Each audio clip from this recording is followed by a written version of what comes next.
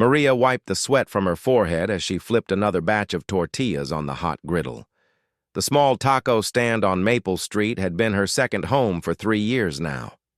Customers lined up every morning for her famous carnitas, tacos, never knowing that the woman serving them had more money in her bank account than most of them would see in 10 lifetimes. Her husband Carlos arrived at noon, just like every day, carrying fresh cilantro from the market. He kissed her cheek and tied his apron around his waist. "How's business today, mi amor?" he asked, washing his hands in the small sink behind the counter. "Good as always," Maria replied, handing a steaming taco to Mrs. Rodriguez, their regular customer.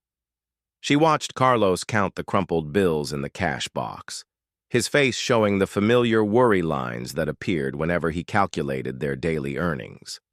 That evening, after they closed the stand and walked to their modest apartment, above the neighborhood bakery, Carlos sat at their small kitchen table with a stack of bills. The rent notice was marked "Final Notice" in red letters. Their car payment was overdue. The utility company had threatened to shut off their electricity. "We're behind on everything, Maria," Carlos said, running his fingers through his hair. "Maybe I should look for a night job, or we could ask your sister for another loan."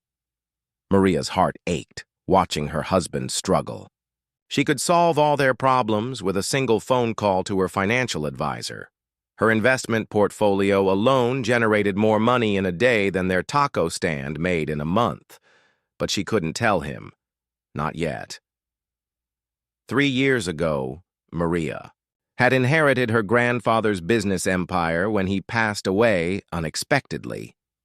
The old man had built a fortune in real estate and technology investments, but he had also taught Maria the value of hard work and staying humble. In his will, he had included a strange condition. Maria could only access her full inheritance after proving she could live like an ordinary person for 5 years. Her grandfather's lawyer had explained that she would receive a monthly allowance to cover basic expenses, but the billions would remain in trust until she completed the test. "Your grandfather wanted to make sure money wouldn't change who you are," the lawyer had said, so Maria had chosen to work. She had always loved cooking, and the taco stand seemed like the perfect way to stay busy while living her ordinary life. She met Carlos at the farmer's market where she bought ingredients. He was selling vegetables from his family's small farm, and his kind smile had captured her heart immediately. They fell in love over shared meals and long conversations about their dreams. Carlos talked about expanding his family's farm and maybe opening a restaurant someday. Maria listened and encouraged him, never mentioning that she could make his dreams come true with a snap of her fingers. When they married after a year of dating, Maria had signed a prenuptial agreement that protected her inheritance. Carlos thought it was just a standard document, not knowing it was hiding billions of dollars. She told him she had some savings from a previous job, which explained why she didn't panic about money like he did. The hardest part wasn't living in a small apartment or working long hours at the taco stand. The hardest part was watching the man she loved worry about money every single day. Carlos worked from sunrise to sunset, first at his family's farm, then at the taco stand, and sometimes took odd jobs on weekends. He never complained, but Maria could see the stress wearing him down. "I have some savings we could use," Maria offered carefully, the same suggestion she made every time they faced a financial crisis. Carlos shook his head firmly. "We've already used too much of your money, Maria. I should be able to provide for my wife. A man should take care of his family." His pride was both admirable and frustrating. Maria respected his desire to be independent, but it broke her heart to see him struggling when she had the power to help. She had offered to invest her savings to help grow their business, but Carlos insisted they build everything themselves, the honest way. Late that night, after Carlos fell asleep, Maria sat by the window looking out at the city lights. In exactly 18 months, she would gain full access to her inheritance, 18 more months of watching her husband work himself to exhaustion. 18 more months of pretending to worry about rent money when she owned buildings worth more than most people could imagine. She pulled out the secret phone she kept hidden in her purse and scrolled through messages from her financial team. Her investments had gained another $12 million that week. Companies were begging to partner with her trust fund. Real estate developers wanted to buy her properties for astronomical sums, but none of that mattered as much as the sleeping man in their bed, the man who loved the woman he thought was just a hard-working taco vendor. Sometimes Maria wondered what would happen when the truth finally came out. Would Carlos feel betrayed? Would he think their entire relationship was built on lies? She closed the phone and climbed back into bed, listening to Carlos's steady breathing. Tomorrow would bring another day of pretending, another day of watching him count pennies while she secretly owned millions. The weight of her secret felt heavier each day, but she was determined to honor her grandfather's wishes and prove that money hadn't changed who she was at heart. Outside, the city hummed with late-night activity, completely unaware that one of the richest women in the state was lying awake in a tiny apartment above a bakery, dreaming of the day she could finally tell her husband the truth. The crisis came on a rainy Tuesday morning when Carlos collapsed behind the taco stand. Maria was serving customers when she heard the crash of metal pans hitting the ground. She turned to find her husband on his knees, clutching his chest and gasping for breath. "Call an ambulance!" she shouted to Mr. Peterson, their regular customer, while rushing to Carlos's side. Her hands shook as she held his face, watching the color drain from his cheeks. "Stay with me, mi amor. You're going to be okay." At the hospital, the doctor delivered news that made Maria's world stop spinning. Carlos had suffered a heart attack, brought on by stress and exhaustion. His blood pressure was dangerously high and he would need surgery to insert stents in 2 blocked arteries. The medical bills would exceed $50,000 and Carlos would be unable to work for at least 3 months. "We don't have insurance that covers this," Carlos whispered from his hospital bed, his voice weak but filled with familiar worry. "How are we going to pay for it?" Maria squeezed his hand, fighting back tears. "Don't think about money right now. Just focus on getting better." But Carlos couldn't stop thinking about it. Even with medication making him drowsy, he kept asking about the medical bills, the rent, how they would survive without income from the taco stand. Maria watched her husband's health deteriorate not just from his heart condition, but from the constant anxiety about their finances. That night, Maria sat in the hospital parking lot and made a decision that went against everything her grandfather had taught her about patience and humility. She called her financial advisor at midnight. "I need you to set up an anonymous payment to Metropolitan Hospital," she said quietly. "Cover all medical expenses for Carlos Martinez, room 247. Make it look like it's from a charity or medical assistance program." "Are you sure about this, Maria?" her advisor asked. "Your grandfather's will specifically states that you cannot use the trust fund money for personal expenses during the testing period." "My husband is dying from stress about money when I have billions sitting in accounts," Maria replied firmly. "I'll find another way to handle the inheritance requirements.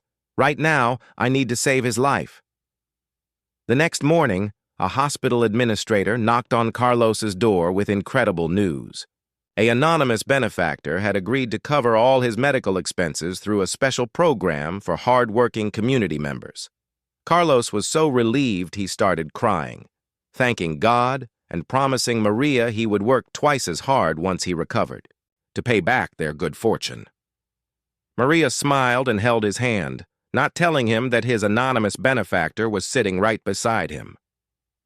During Carlos's recovery, Maria had to run the taco stand alone, but she also used this time to secretly solve their other financial problems. She arranged for their landlord to receive an anonymous payment covering 6 months of rent, supposedly from a community support fund. She had their car payment mysteriously forgiven by the loan company due to a computer error that wrote off their debt. Carlos was amazed by their sudden streak of good luck. "It's like angels are watching over us," he told Maria while recovering at home. "First the hospital bills, then the rent, now the car. I've never seen anything like it. Maybe the universe is rewarding us for working so hard, Maria replied, though guilt gnawed at her stomach. She was essentially cheating on her grandfather's test, using her wealth to solve problems instead of facing them like a normal person would. But as she watched Carlos's health improve and the worry lines fade from his face, she couldn't bring herself to regret the decision. Her husband's life was worth more than any inheritance, even billions of dollars. While Carlos rested, Maria spent her evenings researching heart-healthy recipes and planning changes to their taco stand menu. She secretly consulted with top nutritionists and hired a private health coach to develop a fitness plan for Carlos's recovery. She presented these improvements as ideas she had found online, and Carlos was impressed by his wife's dedication to helping him get healthy. "You're taking such good care of me," Carlos said one evening as they walked slowly around their neighborhood, following the exercise routine Maria had researched for him. "I'm so lucky to have married such a smart, caring woman," the comment stung because Maria knew she was being anything but honest. She was taking care of him using resources he didn't know she had, solving problems with money instead of creativity or hard work. Her grandfather would have been disappointed in her choices. 3 weeks into Carlos's recovery, Maria's lawyer called with disturbing news. The trust fund administrators had noticed several large anonymous payments that seemed connected to Maria's personal life. They were launching an investigation to determine if she had violated the terms of her grandfather's will. "If they can prove you used trust fund money for personal expenses, you could lose the entire inheritance," the lawyer warned. "Your grandfather was very specific about this rule. You're supposed to live like an ordinary person without access to the family wealth." Maria felt panic rising in her chest. She had broken the rules to save her husband's life, but now she might lose everything her grandfather had worked to build. Worse, if the investigation became public, Carlos would discover her secret in the worst possible way. "How long do I have?" she asked. The investigation could take several months, but Maria, if they find evidence of violations, they might accelerate the timeline. Instead of waiting 18 more months, they could make a final decision about your inheritance much sooner. That night, Maria lay awake staring at the ceiling while Carlos slept peacefully beside her. His color had returned, and his breathing was steady and strong. The stress lines were gone from his face. She had saved his life, but at what cost? She thought about her grandfather's words from his final letter to her. "Money should never be the solution to every problem, Mija. Sometimes the most valuable things in life come from struggle, from finding creative solutions, from depending on the people who love you." Had she failed his test by taking the easy way out? Or had she proven that love was more important than following rules? Maria wasn't sure anymore, but she knew that whatever happened with the inheritance, she would do it all again to keep Carlos alive and healthy. The investigation was coming, and soon she would have to face the consequences of her choices. But for now, her husband was healing, and that was worth more than all the billions in the world. 2 months after Carlos's heart attack, a well-dressed woman appeared at their taco stand during the busy lunch rush. She ordered 2 carnitas tacos but barely touched them, instead watching Maria work with intense curiosity. Her expensive suit and diamond watch looked completely out of place among their usual customers of construction workers and office employees. "Excuse me?" the woman said when the crowd thinned out. "Are you Maria Santos?" Maria's blood ran cold. Only people connected to her inheritance knew her maiden name. "I'm Maria Martinez now," she replied carefully, wiping down the counter to avoid eye contact. "My name is Rebecca Chen. I'm an investigator with Hartwell Trust Management. Could we speak privately?" Maria's worst fears were coming true. The trust fund company had sent someone to investigate her in person. She glanced at Carlos, who was restocking supplies and humming contentedly, completely unaware that their world was about to change forever. "I'm working right now," Maria said quietly. "Can this wait?" "I'm afraid not. I've been authorized to." Conduct an immediate review of your living situation and recent financial activities. This is regarding your grandfather's inheritance trust. Carlos looked up from his work, confusion crossing his face. Inheritance? Maria, what is she talking about? Maria felt trapped between two impossible choices. She could continue lying to Carlos and deal with the investigator privately, or she could finally tell her husband the truth in the worst possible circumstances. Before she could decide, Rebecca Chen made the choice for her. Mrs. Martinez, I need to inform you that we've traced several large anonymous payments back to accounts connected to your trust fund. The hospital payment, the rent assistance, the loan forgiveness, all of these came from your inheritance money. Carlos dropped the box of tortillas he was holding. His face went pale as he stared at his wife. What inheritance money? Maria, what is she talking about? I can explain, Maria said desperately, but the words wouldn't come.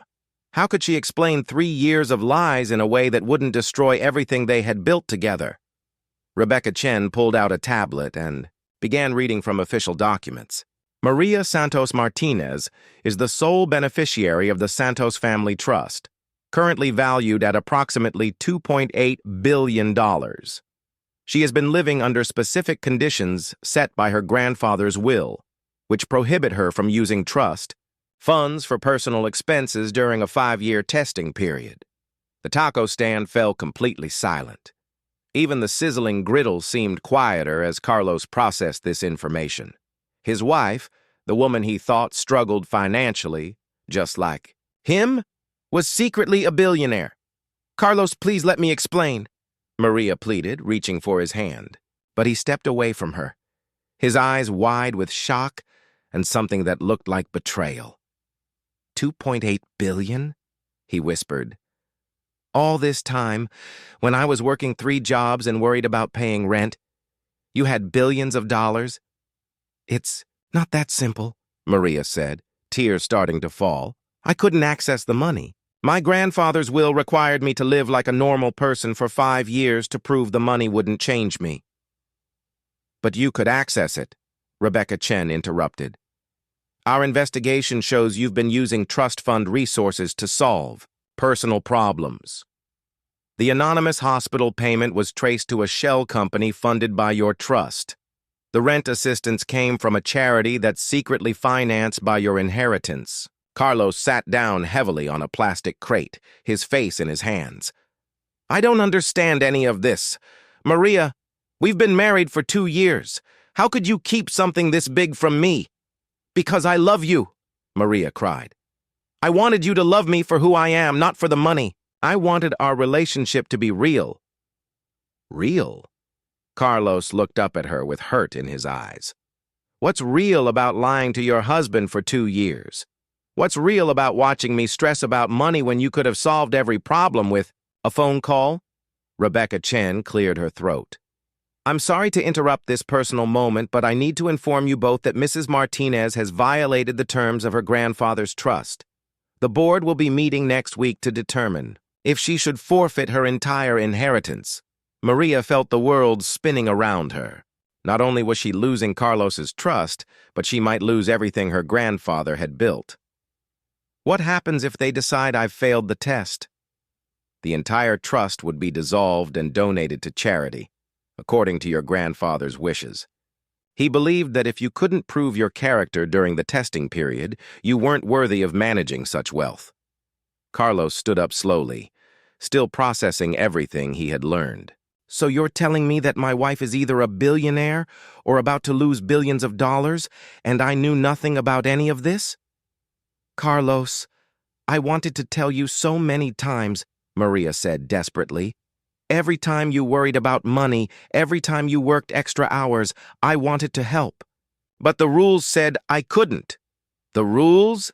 Carlos's voice rose with anger. What about the rules of marriage? What about honesty and trust? I told you everything about my life, my dreams, my fears. I thought we were partners.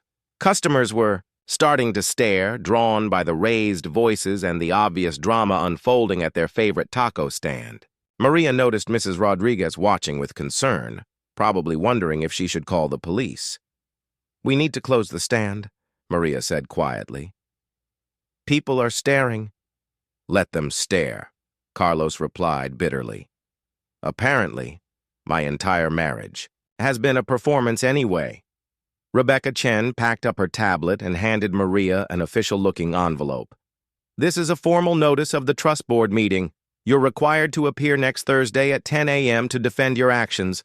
I'd recommend bringing a lawyer." After the investigator left, Maria and Carlos stood in uncomfortable silence, surrounded by the smell of grilled onions and the sounds of normal life continuing around them.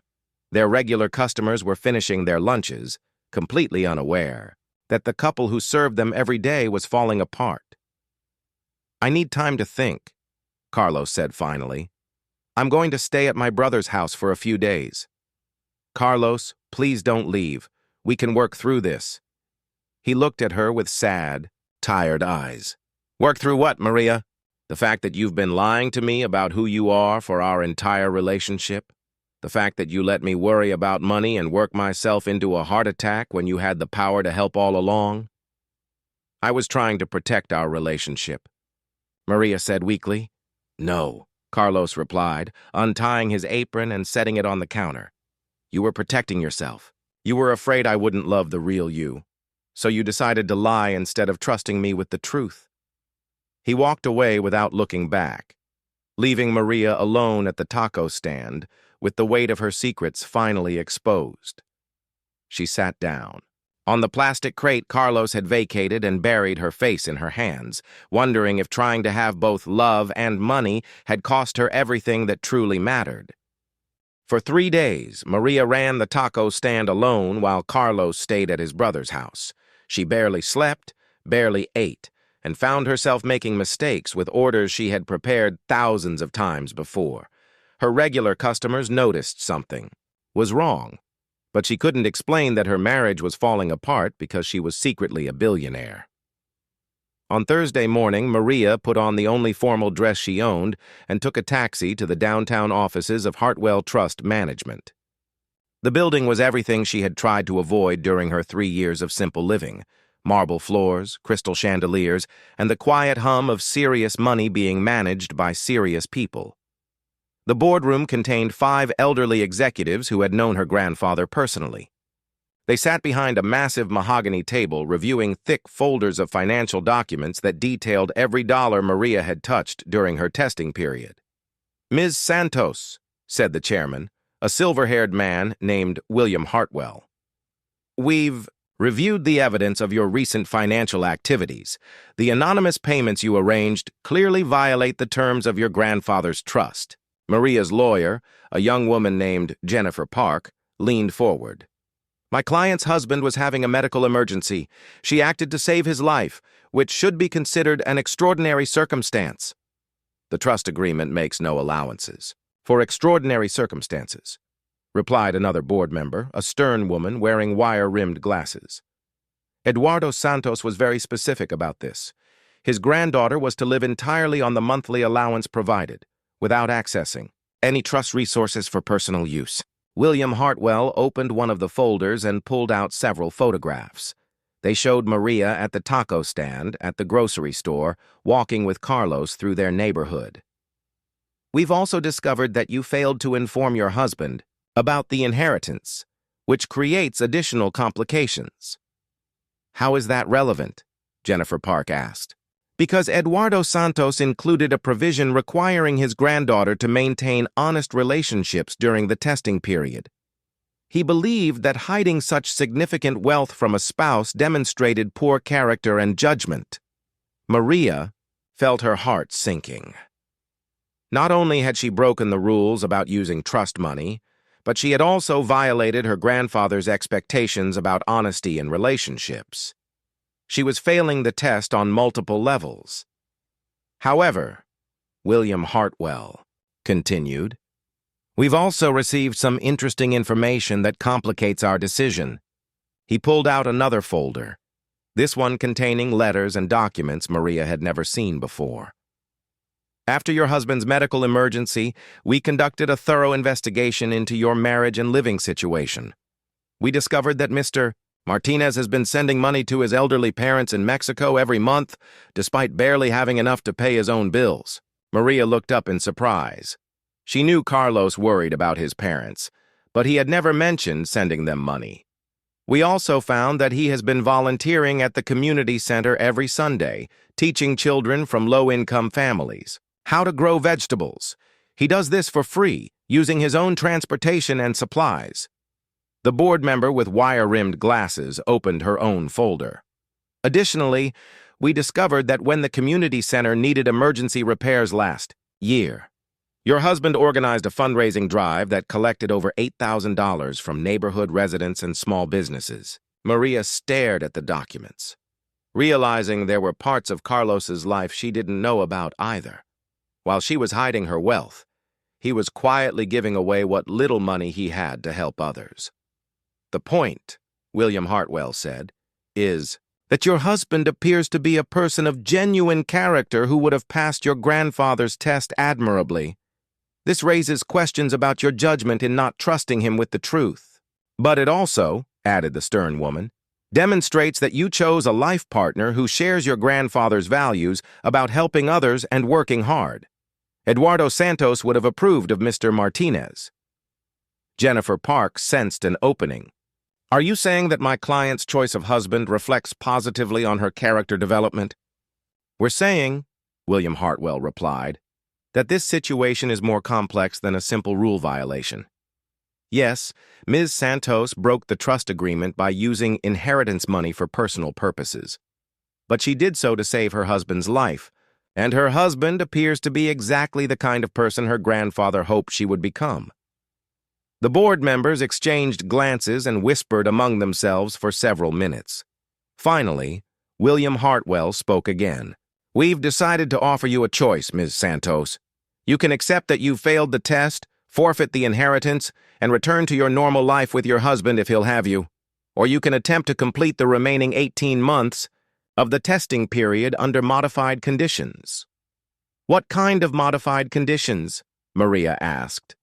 First, you must tell your husband the complete truth about the inheritance and gain his forgiveness. Second, you must work together to repay every dollar you used from the trust fund through your own labor and savings.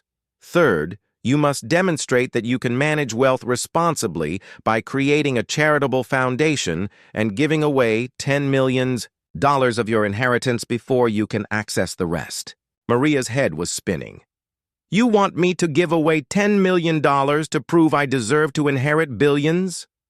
Your grandfather's final letter to the board, which we've never shared with you before, specifically mentioned this possibility. He wrote, "If Maria ever uses the trust money to help someone she loves, it will prove she has a good heart. But she must also prove she can give money away as easily as she spent it." The stern woman slid a sealed envelope across the table.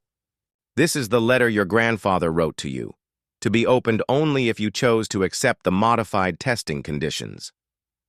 Maria stared at the letter, her grandfather's familiar handwriting spelling out her name on the front. Inside might be answers to questions she had been asking herself for 3 years.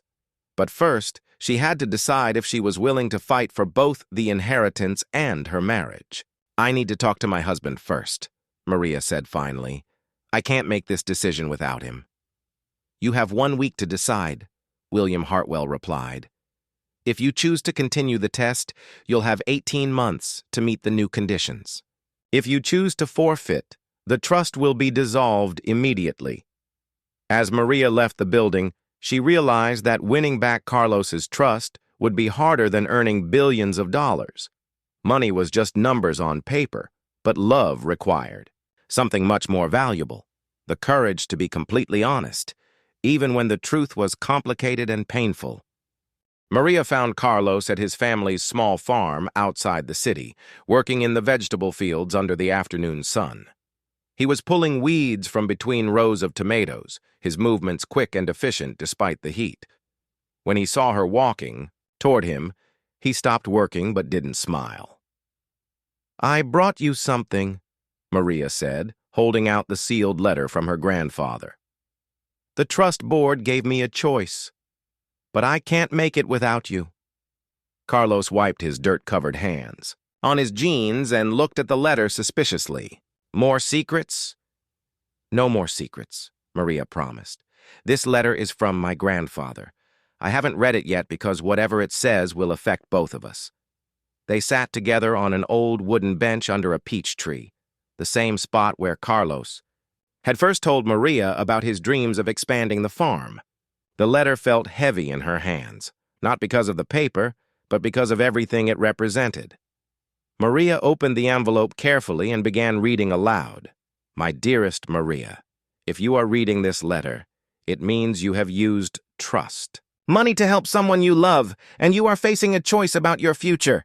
I am not disappointed in you, mija. I am proud that when faced with someone's suffering, you chose love over rules. Your grandmother and I faced a similar choice 50 years ago. When my business was struggling and we had no money for food, she sold her wedding ring to buy groceries. I was angry because that ring represented our commitment to each other, but she told me something I never forgot. Eduardo, our commitment isn't in a piece of jewelry. It's in choosing each other every day, especially when times are hard. Money should never be more important than the people we love. But money can also be a tool to help others if we use it wisely. The real test was never about following rules perfectly. It was about learning to balance wealth with wisdom, generosity with responsibility. If you are reading this with the man you love, and if he is a good man who shares our family values, then you have already passed the most important test. The money is just a bonus. Carlos was quiet for a long time after Maria finished reading. He stared out at the fields where his family had worked for 3 generations, land they might lose next year if the weather was bad or crop prices fell. Your grandfather sounds like a wise man, Carlos said finally. I should have trusted you. With the truth from the beginning, Maria said. I was scared you would think I was using you, or that you would change how you treated me. I might have, Carlos admitted. At first. It would have been hard to believe that someone with billions of dollars genuinely wanted to work at a taco stand and live in a tiny apartment. But now? Carlos turned to look at her directly. Now I've had 3 days to think about everything. And I realized that for 2 years, I watched you work as hard as anyone I've ever known. You were up before dawn making salsa, you stayed late. Cleaning the griddle, you treated every customer like family. That wasn't an act, Maria. That was who you really are. Tears started flowing down Maria's face. I was so afraid of losing you. You almost did lose me. But not because of the money. Because you didn't trust me enough to tell me the truth. Marriage means we face problems together, even when the problems are complicated. Maria told him about the trust board's offer. The modified conditions that would let her keep the inheritance if they could work together to meet the new requirements. Carlos listened carefully, asking questions about the timeline and the charitable foundation requirement. So we would have to repay the money you used for my medical bills and the other expenses, he asked. Every dollar, through our own work and savings. And we would have to give away $10 million? Yes. To prove that I can manage wealth responsibly, Carlos smiled for the first time in days. You know what this means, don't you? That we'll be poor for the next 18 months while we try to earn enough money to repay a trust fund? No, Carlos said, taking her hand. It means we'll finally be real partners. No more secrets. No more hidden safety nets. Just you and me working together to build something meaningful. Maria felt hope blooming in her chest. You want to try? I want to try. But I have conditions, too. Anything. First, no more anonymous payments or mysterious good luck. If we can't afford something, we figure out another way, or we do without. Agreed. Second, we make decisions about the charitable foundation together. I may not know about managing billions of dollars, but I know about helping people in our community. I was hoping you would say that.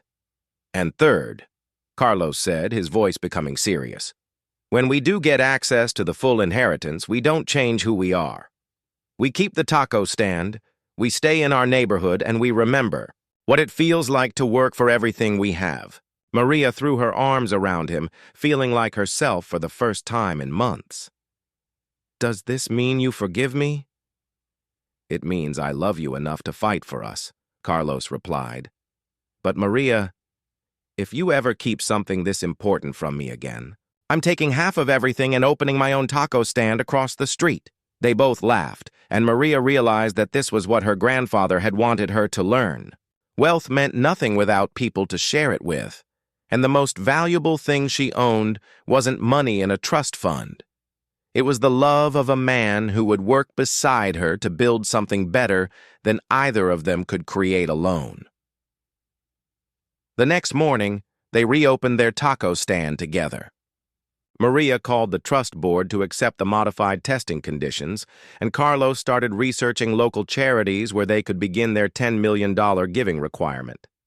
Their first customer was Mrs. Rodriguez, who had been worried about them during the 3 days they were closed. "Everything okay, mijos?" she asked while ordering her usual carnitas taco.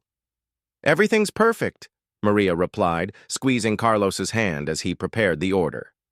"We're exactly where we're supposed to be."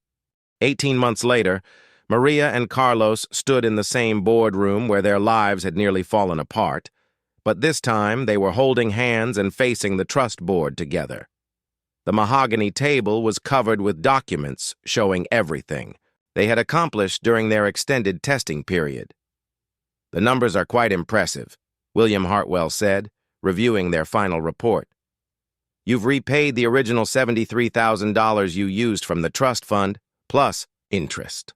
Your charitable foundation has successfully distributed $10 million to 47 different organizations, and you've done all of this while maintaining profitable operations at your taco stand."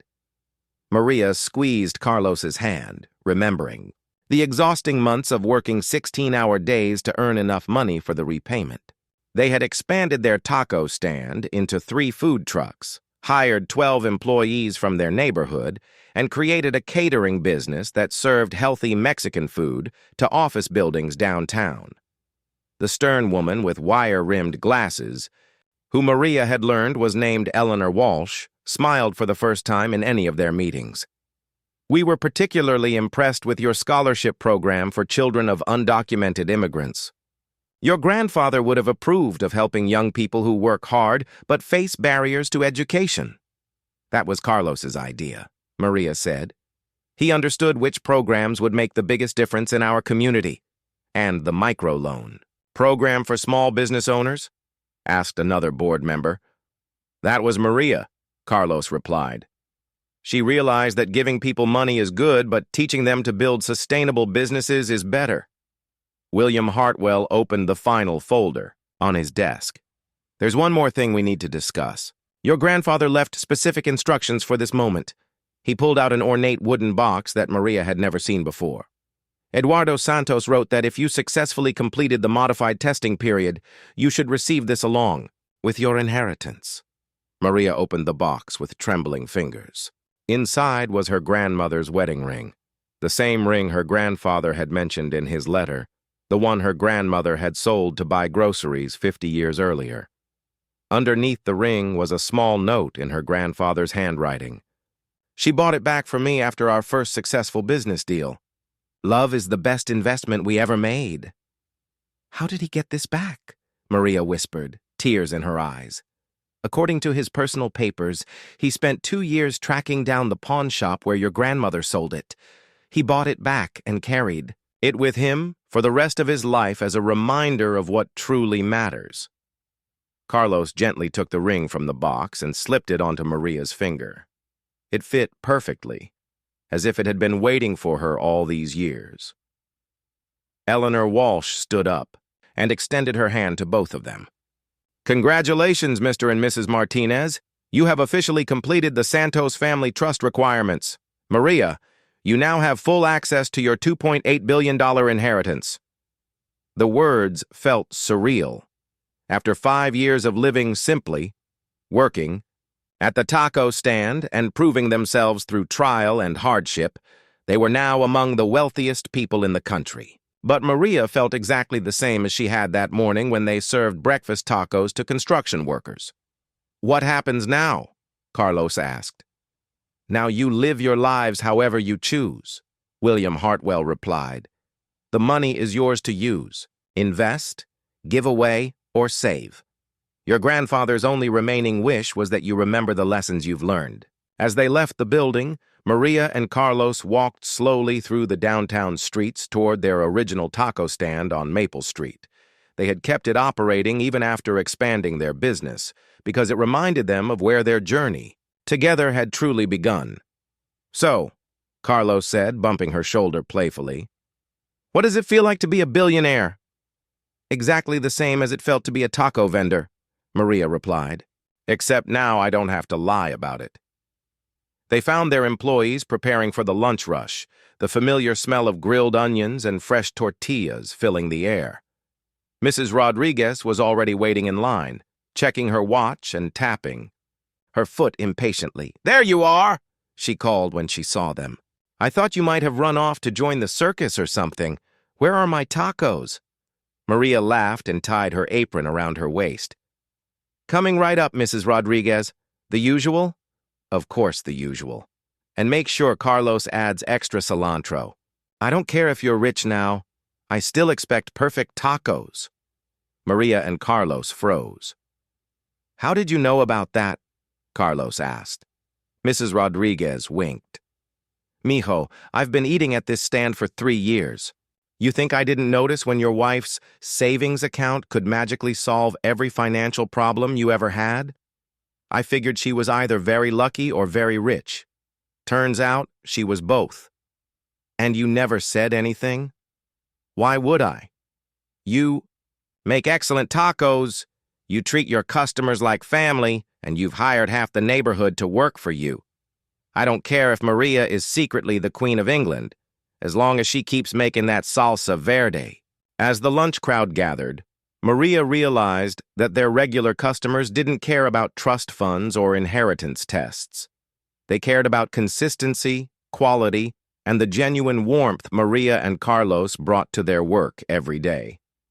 That evening, after closing the stand, they sat together on the same plastic crates where Carlos had worried about paying bills just a few years earlier.